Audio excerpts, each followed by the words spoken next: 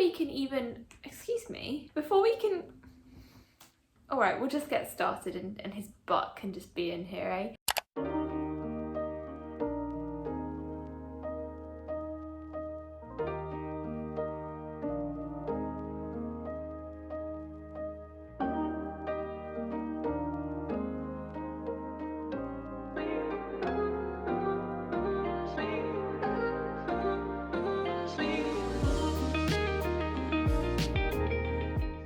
I know how hard it is to even consider recovery, so I'm really proud of you just for simply clicking on this video. This is mostly focused around restrictive eating disorders as I'm recovering from anorexia myself, but hopefully this will help inspire you or motivate you in your own journey. Before we can even get started in recovery action, we have to make sure that this is the right time for recovery. We need to think about why you're doing this and I guess set some goals as well. There is probably some part of you that's terrified to give up the eating disorder, to give up the control, the safety blanket, but also a part of you that's eager to live a full, happy and healthy life. But I know it's hard to leave the identity of an eating disorder behind. One thing that I often consider with my clients in my work as a full-time therapist is this thing called readiness for change, and we weigh up the pros and cons of changing versus the pros and cons of staying the same, and that can really sometimes help to put things into a little bit of context and to gain a little bit of perspective. By listing it out in this way on paper, you can kind of take a step back. Hopefully you'll see that there are more potential benefits to change than there are benefits to staying stuck in your eating disorder. I also think it's really common to think, oh, it's not quite the right time, I'll recover tomorrow, I'll recover next week, after this holiday, after Christmas, when I hit this goal weight, when I have this physical symptom, I'm not sick enough, it's not the right time. The thing is, you are sick enough. You don't need to wait. If you keep waiting, you'll end up dead. If your eating disorder is impacting on your life in any way, you are sick enough. People without an eating disorder do not spend time worrying about whether they do have an eating disorder or not. You are sick enough, so start now and find your motivation, your reasons for recovery. Why are you doing this? What is going to inspire you? Where do you see yourself 5 years down the line?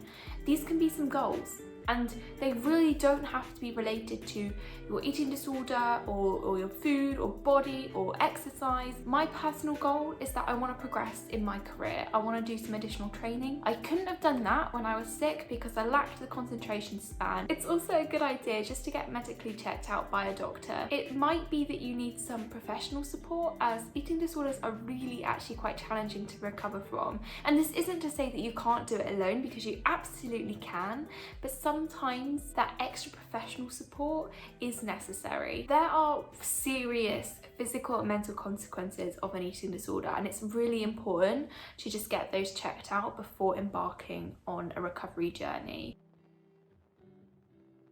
So in recovery, think of food like your medicine. It might be helpful to start with some form of basic meal plan just to make sure that you're eating enough. Often in really early recovery, we've lost some of those natural hunger signals. So if we relied on kind of intuitive eating at this stage, we likely would still be under eating. It's kind of recommended to eat around 3 meals and 3 snacks each day. You've probably heard that shared everywhere. And ideally spacing those about 3 to 4 hours apart, and trying not to go longer than 4 hours without some kind of intake. But remember that this really is just a minimum suggestion. You simply cannot eat too much in recovery. Food is your medicine. You need it to get better. And on the flip side of that, it's really important to never skip meals. We're trying to build healthy mealtime routines, and it requires consistency to form a habit. Eating regularly in that way as well also helps to keep our blood sugar levels stable, and that's also important for our physical health. Eating needs to be your priority over all else. Recovery has to be your focus. This means that you might need to plan around eating, and always be prepared with snacks. Know that you'll be able to get a suitable dinner on the table each night, especially if you're going out during the day. I'm sorry, my cat. Look at this. Oh, look at him. Oh, A kind of guidance document or a rough meal plan can be really helpful. It could simply be some ideas of what you could have for each meal and snack. So some breakfast ideas, some lunch ideas, things that you used to enjoy or even that you enjoyed eating when you were a child. It can be helpful as well to kind of plan a rough time of when you might eat each of your meals and snacks every day. And again, this is a rough guidance. It doesn't have to be strict. These aren't rigid rules, just guidelines. And to maybe make sure that what you've planned is enough, you could get somebody else to check it over. Or if you don't have that option, you could find loads of example meal plans just with a quick Google to make sure that yours is enough. Each meal and snack should be independent from the others. This means that we're not kind of basing future food on what we've already eaten. So breakfast needs to be an adequate breakfast, even if you had maybe a little bit extra or a couple of extra snacks the night before that weren't on your meal plan. Lunch still needs to be an adequate lunch, even if you know you're going out for dinner later. So the meal plan can be really helpful for these very early stages of recovery, but the idea is down the line that we want to be eating unrestricted. This means that we always have to see this meal plan as a minimum. At times it will be hard. The eating disorder will be screaming at you and you have to push onwards anyway. If it doesn't feel wrong, you're doing something wrong. One thing that I think is particularly difficult at early recovery is that kind of mealtime anxiety that we get maybe before, during and after each of our sit down meals. I tended to have this less around snacks and more around especially lunch and dinner. When anxiety is really high, it can activate our fight or flight response. So kind of thinking about evolution, the fight or flight response might have been activated when there was a threat in our environment, like a physical threat, like a saber-toothed tiger was staring us down and we needed to either fight that for our lives or run away for our lives. But what's happening here for us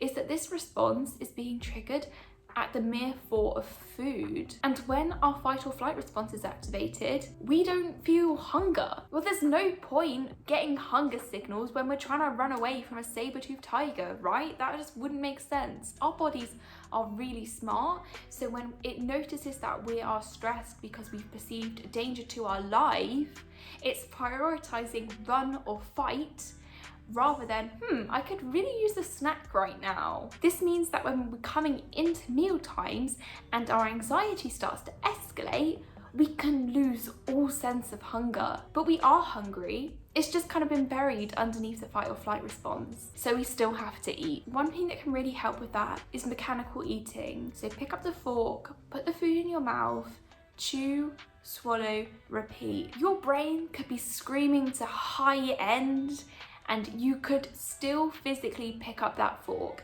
Anorexia can be screaming in your ear, but it physically cannot stop you from picking up the fork. That is a choice. And yet, don't get me wrong, that is a very hard thing to do when your brain is screaming at you to do the opposite. But you always have the choice to pick up the fork regardless. One thing I also found really helpful when my brain was screaming at me was just to use kind of mealtime distractions. I think these days there's a lot of focus on mindful eating. No, we don't want any of that in recovery. We want mindless eating.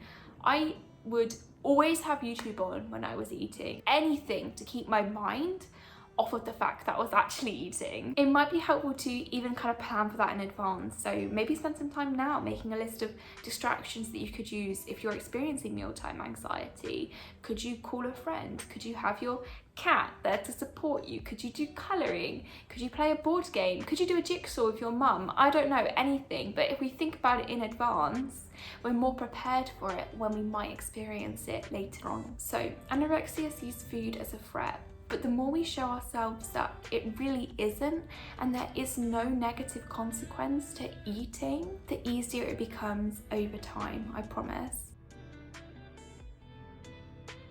If you're an adult, you can decide this yourself, but consider the pros and cons of this.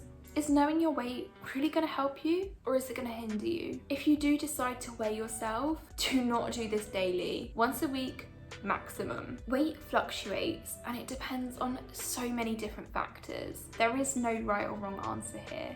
It's all about what do you think would help you. And this is talking to the real you, not anorexia, because I know that anorexia wants to know your weight at all times.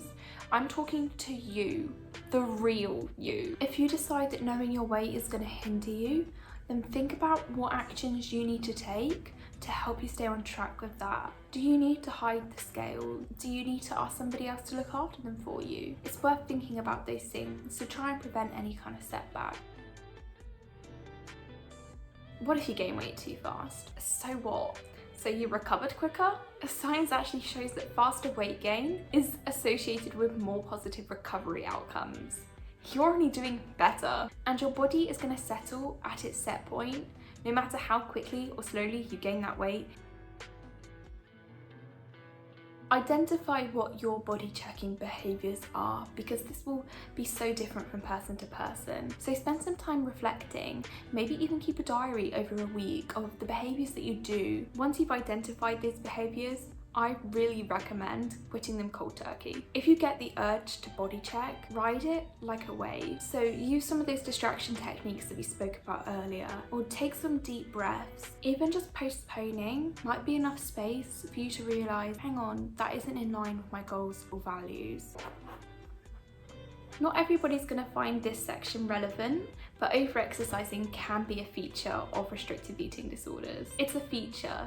And that doesn't mean that it's always present. Your body is already under so much stress from the restriction, let alone the exercising on top of that. It's therefore so important to stop all exercise as soon as you can in recovery. If the utter thought of rest terrifies you, it's even more important to rest. But exercise is healthy. It is not healthy for somebody who is ill to be exercising compulsively. It is not lazy to rest when you're recovering from a deadly illness. Your body will actually benefit. It needs time and rest to heal that damage, that internal damage that you might not even be aware that you've done. There is so many things that you can do from the comfort of your sofa. Recovery is all about giving yourself unconditional permission. Unconditional permission to eat, unconditional permission to rest. So let's think about moving forward and staying well.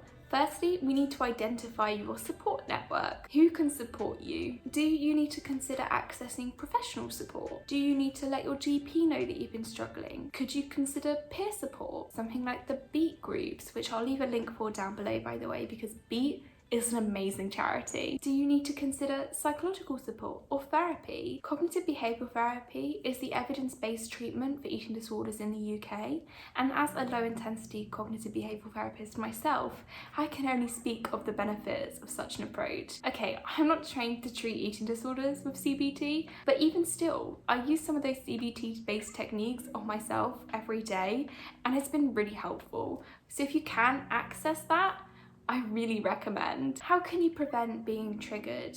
Is there somebody that you don't want to see whilst you're recovering? Are there accounts that you need to unfollow? Only you can know, but take those actions now to prevent being triggered further on. Speaking of which, lapses are normal. Not everybody's gonna experience a setback, but if you do, it's really common. They can be part of the recovery journey, but they don't have to be. Recovery isn't linear, but one slip up doesn't mean you're back to square one. Be prepared for setbacks by making a staying well plan. Consider what has been helpful so far. What good habits have you already made? Regular eating, eating what you enjoy, using mealtime support or distraction. How can you minimize falling back into disordered habits? Do you need to throw away the scale? Do you need to hide calorie counts? You know, scribble out the calorie numbers on your food packaging. Identify your times of high risk. Things like stress, exams, graduation for me, or holidays, or the holiday period, and identify your warning signs. What are the first things you notice when you're falling into that place?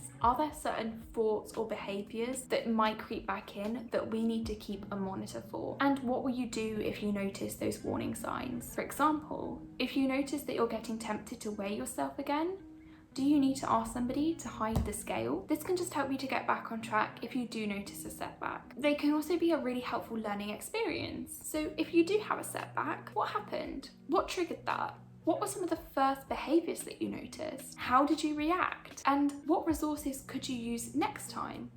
what could you do differently next time? Accountability is also a massive part of recovery, and it can be helpful to have some kind of external accountability. So consider if there's somebody in your support network that you'd like to stay accountable to. That could be a professional health team or your GP doing regular weigh-ins, or it could just be a friend checking in to make sure you've eaten that day. You could even check in with yourself to think about things like how much or what you're eating, to check in with other target behaviours like body checking or counting calories. This can help us to stick with recovery actions even when your motivation might dwindle, because motivation likely will dwindle no matter how committed to recovery we are. You still need to be able to keep yourself accountable to yourself in the end. Only you can pick up the fork and put the food in your mouth. Only you know whether you are truly doing your best. Only you know if you're not mentally restricting, choosing the safer option, or not responding to all of your mental hunger cues. And only you can regain control of your life. It may not feel like it, but you always have control over your actions. Anorexia might scream and scream and scream and scream, but you could still pick up the fork. Recovery is simple. Not easy, don't get me wrong, it's not easy, but it's simple. Eat, rest, eat some more. Stop overcomplicating things. Yes, it's not easy. I know it's not easy, but it doesn't need to be complicated. Stop putting it off, stop waiting for the right time. Remember that you aren't different from anybody else in recovery. You aren't special. You still need to be eating just as much as everybody else. You still need to be resting just as much as everybody else. And you will get better, just like everybody else. If you're struggling, use all of the resources that we've spoken about here today, and I'll include some of the extra things that I really find helpful down in the description, or you can see some of my other videos. I'll link my recovery resources playlist somewhere up here with other videos like this. So I'm gonna go and get a snack after filming this, and I really hope that you'll join me in doing so. But you've got all of my love, all of my support. I'm always here. My Instagram DMs are always open, so you can DM me here or on TikTok, and I'll see you next time. Bye!